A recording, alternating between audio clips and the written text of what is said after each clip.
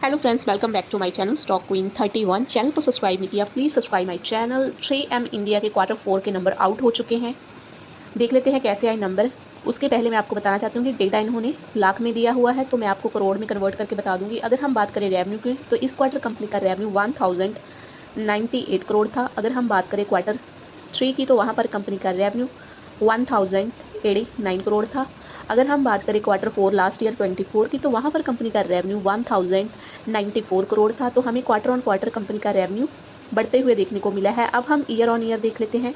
इस year company का revenue 4,455 crore था। लास्ट ईयर कंपनी का रेवेन्यू 4,189 करोड़ था। तो साल दर साल भी हमें कंपनी का रेवेन्यू बढ़ते हुए देखने को मिला है। अगर हम क्वार्टर ऑन क्वार्टर बात करें, तो यहाँ पर हमें 9.5% का ग्रोथ देखने को मिला है। इसके अलावा अब हम कंपनी के टोटल एक्सपेंस देख लेते हैं। इस क्वार्टर कंपनी के एक्सपेंस 986 करोड़ थे। क्वार्टर 3 में कंपनी के एक्सपेंस 952 करोड़ थे। क्वार्टर 4 में कंपनी के एक्सपेंस 893 करोड़ थे।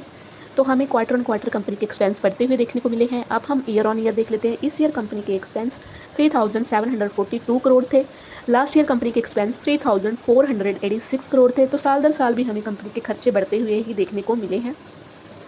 अब हम कंपनी के प्रॉफिट की बात कर लेते हैं। अगर हम बात करें प्रॉफिट आफ्टर टैक्स की, तो इस क्वार्टर कंपनी का प्रॉफिट 71 करोड़ था। क्वार्टर 3 में कंपनी का प्रॉफिट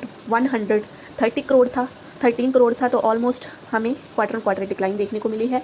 अगर हम बात करें क्वार्टर 4 लास्ट ईयर की, तो वहाँ पर कंपनी का प्रॉफिट 173 करोड़ था। तो ऑलमोस्ट हमें क्वार्टर ऑन क्वार्टर जो कंपनी का मुनाफा था, वो हमें 58.7% का उसमें डिक्लाइन देखने को मिला है, जो कि अब 71 करोड़ ही रह गया है इस क्वार्टर में। क्योंकि पिछले साल आप देख सकते हो कि कितना था कंपनी का प्रॉफिट। अगर हम साल दर साल देखें, तो इस ईयर कंपनी का प्रॉफिट 476 करोड़ था। लास्ट ईयर कंपनी का प्रॉफिट 583 करोड़ था। तो हमें साल दर साल भी कंपनी का प्रॉफिट कम होते देखने को मिला है। इसका मेन रीज़न है कि कंपनी ने इस साल टैक्स पे किया है, जो मैं ऊपर आपको हाईलाइट कर रही हूँ। इसकी वजह से कंपनी का प्रॉफिट डिक्रीज़ होते हुए देखने को मिला है। कंपनी ने इस साल बड़ा टैक्स पे किया है, उसकी वजह से प्रॉफिट में दबाव देखने को मिला है। काफ़ी कम प्रॉफिट आया है कंपनी का। ईपीएस देख लेते हैं। इस क्वार्टर कंपनी का ईपीएस 63 था। क्वार्टर 3 में कंपनी का ईपीएस 100 था और क्वार्टर 4 में 153 था। ईयर ऑन ईयर देख लेते हैं। इस ईयर कंपनी का ईपीएस 422 था। लास्ट ईयर कंपनी का ईपीएस 570 था। तो ऑलमोस्ट हमें साल दर साल ईपीएस में डिक्लाइन देखने को मिला है। अब हम कंपनी के बारे में कुछ और अनाउंसमेंट भी देखने को मिली है। रिसेंटली कंपनी ने 2 डिविडेंड की अनाउंसमेंट की है कि ये कंपनी 2 डिविडेंड देने जा रही है। और अगर मैं बात करूं कंपनी के डिविडेंड की, तो ये कंपनी की एजीएम शेयर होल्डर से डिविडेंड देने से पहले मंजूरी ली जाएगी।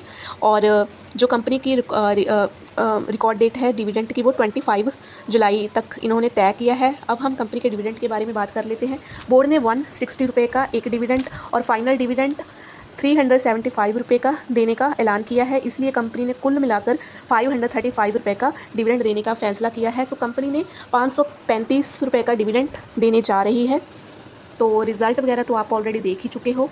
इसके अलावा यहाँ पर आप सेगमेंट भी चेक कर सकते हो। इसके में बेसिकली 5 सेगमेंट है जिससे कंपनी रेवेन्यू जनरेट करती है। First safety industrial, second transportation and electronics है, और थर्ड हेल्थ केयर है, फोर्थ कंज्यूमर है, एंड फिफ्थ अदर्स है। तो ये थे कंपनी के रिज़ल्ट। होप करती हूँ कि आपको वीडियो पसंद आई होगी। Thank you so much.